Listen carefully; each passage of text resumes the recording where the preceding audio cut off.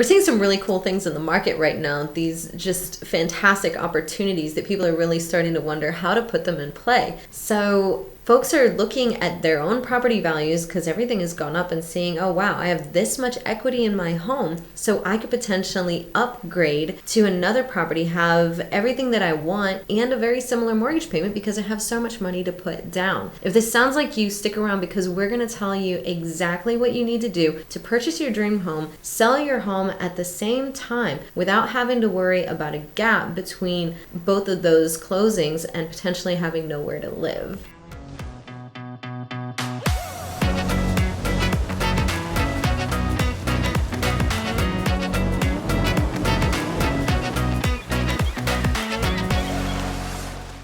I'm AJ Baduke, and this is Andrew Ironmonger with the Emerald Group. And we are located right here on the Emerald Coast, which is everything from Pensacola to Panama City Beach and everything in between. We're getting calls, texts, emails, Facebook messages, and there's been some... What else are we getting? Calls, texts, emails? I think I said them all. Anyways, we're getting all the communications that you guys send, and we love it. So keep those coming. If you have any questions about this area, or you're thinking about moving to our area or leaving our area for some crazy reason, maybe you're PCSing and need some help with that, go ahead and hit us up. Don't forget to hit that subscribe button and also hit the bell so that you get notified every time we do another video. We're doing all kinds of videos, both talking about the area, different purchasing and selling strategies, what's available, how to purchase, basically everything that you can think of. And of course, if you have any ideas or there's some kind of question that we haven't answered yet, you can always comment that down below because we love new ideas and we love anything that we can do to help y'all. When you are trying to buy a house in conjunction of selling a house, particularly in the same area, but sometimes not always the case, a lot of buyers have been coming to us and saying, well, we don't know what we should do. Like, how do we do this? Do we find the house first and we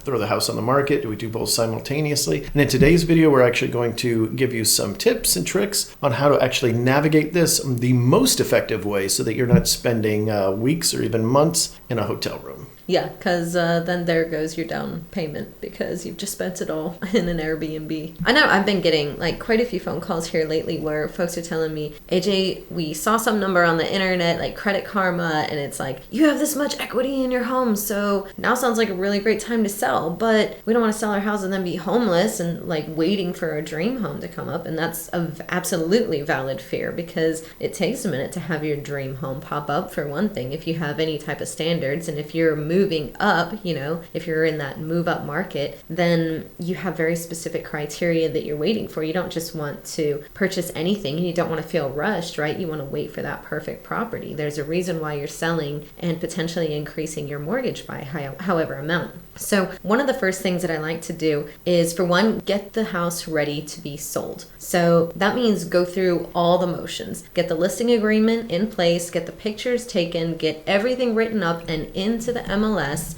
without hitting the go button. Yeah, right? Declutter, stage it, get it ready, take down all the family photos, start putting them away, start packing. Basically go down to the bare minimum is generally what we tell our sellers to do, and that's exactly what we would suggest to you. Now, it doesn't necessarily mean you need to throw your house on the market. As AJ is saying, we're just prepping. Right, so we're basically like mock listing almost. We're not putting, nobody's going to see it, but it's going to be ready that all we have to do is hit a single button to say go time and showings can start. And the reason you want to have that done is because simultaneously you're going to be working towards getting your pre-approval amount. So part of the listing part is we're going to go and look at what your actual valuation is, not that number that you saw on Zillow or whatever internet site you're looking at that isn't able to actually think for itself. We're going to give you an actual number of what your property should go for, and then you're going to be able to use that number to help with your pre-approval because you can't purchase without a pre-approval, right? So this is basically going to tell you what can you get approved for without that debt of your personal property because you're going to sell it, and what type of down payment can you anticipate having based off of that. And that's all going to help with your pre-approval. So now we know what price range to be looking at as well as being ready to sell on a moment's notice. And that's if you're selling locally here. Obviously, if you're coming from out of the area and selling a house in a different area, there will be professionals there to help you with that. If you guys don't have one, just please let us know. We do have a network of agents all across the country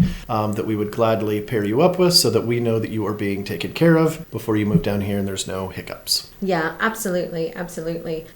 So once we've got your pre-approval, everything looks the same. You know, we get your criteria, we do the buyer's consult where we get your criteria, we start checking out the market, finding your dream home, and then we put in an offer, just like we typically would. We don't list your property until your offer is accepted. So we know that this is a very hot market. So we also know that we're going to need about 45 days, maybe a little bit more if we can squeeze it. But it's a hot market, so we want to have a competitive offer. It already makes our offer a little bit less competitive having that sale contingency of your property. So something that comes into play here is having an agent with some credibility in the area. If your agent is known for closing deals, that's going to carry some weight whenever your offer is presented at the table for this property that probably already has multiple offers, right? So being that we're specifically talking about in this area is very hot. We have a very great success rate of closing everything, or not closing, but getting everything under contract within a weekend. All right, we've got a whole nother video on that. So basically, we get your purchasing property under contract and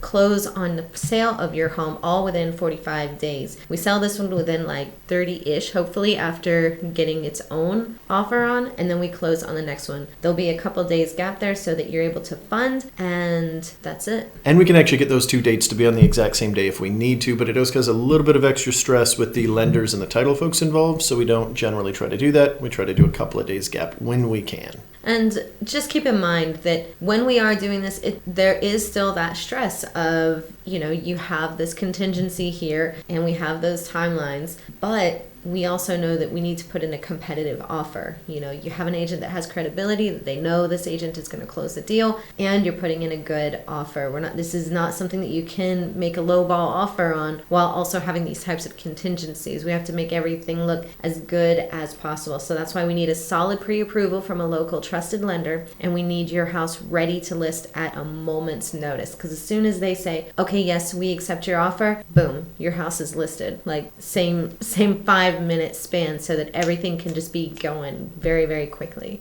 And another thing that's very important during this process is making sure that the agent from wherever you're selling is in touch with your agents where you're buying. A lot of times we have people kind of do this whole process. We find out a little bit after the fact that they're actually selling a home wherever they're at, maybe right when we're writing the offer. And it's a lot better if the two agents communicate. If you're coming from out of state, obviously, if you're just using one agent to kind of do both in the same area, there's nothing wrong with that. And that's actually probably the best way to do it. But if you're coming from a different state, this way your agent and us, or whoever you're choosing, can actually network with each other and go, okay, cool, we're ready to go. Are you ready to go? Everything's good. Like, is there anything else you need from me? And then go ahead and press forward. Some of the benefits to this is that you're not under pressure to find something quickly. You're already in your house. You might be a little bit inconvenienced because you've packed up some things that maybe you like seeing on the walls. You're having to, keep the yard manicured, make some of those repairs that maybe you weren't anticipating yet. But as soon as you decided that you wanted to sell an upgrade, you kind of made the decision that you needed to make this house as sellable as possible and for the most amount of money, so that you have a better or higher down payment, or a larger nest egg, because maybe you want to purchase something that's bigger but maybe also needs some work,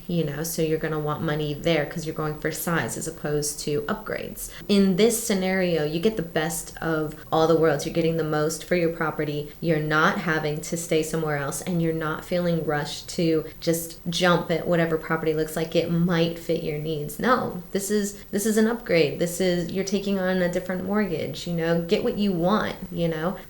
This is the best opportunity to do that.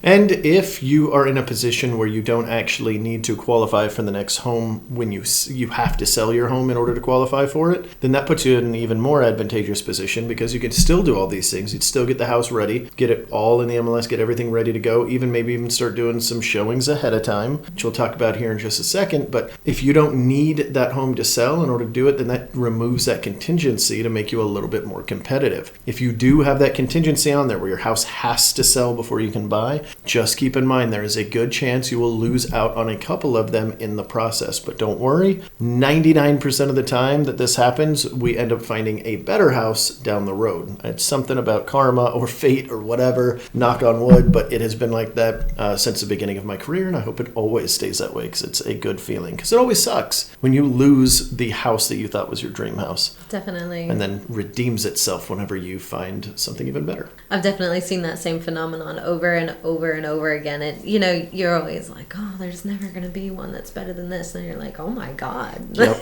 You're just like, it's less expensive. It's a better price. It's better for me. It's better for this. Like, it's incredible how that happens. And I'm so glad it does because it kind of, adds a nice little fun factor to our job at least.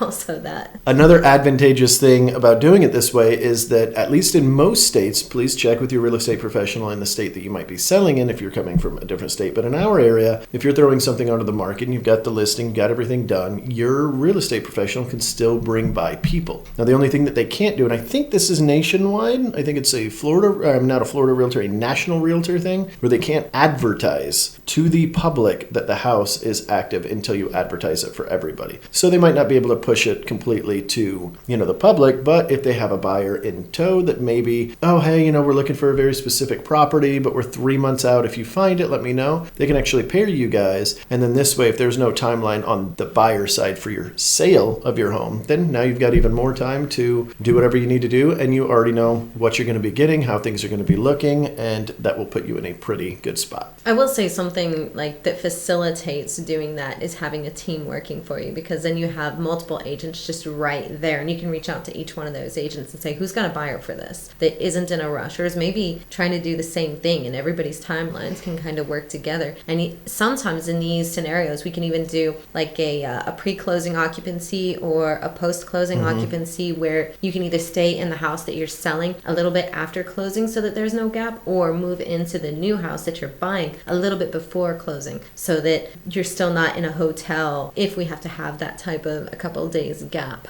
So this reminds me of a story of one of our clients that actually just closed recently. They couldn't find anything. They were actually selling their home in a different state. They're kind of trying to find everything. We had a seller that was selling here, moving somewhere else. So they were in that same position, and we paired them together. It was a perfect house for them. We had it listed, ready to go, but it was not active on the market. So we do have a list of the coming soons and things like that we're not allowed to actively promote to the public, but that we can pair you guys ahead of time, just like I mentioned before. And we were actually able to do that with them. And it worked out very well because now they were under. We knew that we had 3 months for them to find a seller for their property. So working with whoever it is, whether it's in your other location or here, having somebody that has those kind of coming soons and talks about it with their team, because we do it every single Monday. Literally, that's the first thing that we go over in our Monday morning meetings is, here's what we've got coming up. Can we pair them without actually having to bombard them with the amount of showings? Because right now for sellers in our area, it's happening a lot. I mean, we're talking like 30 showings a day, and it's just not very fun when it's a Saturday, you want to hang out at your house and you're getting kicked out for showings all day. So you have kids and pets. You got to load everybody up.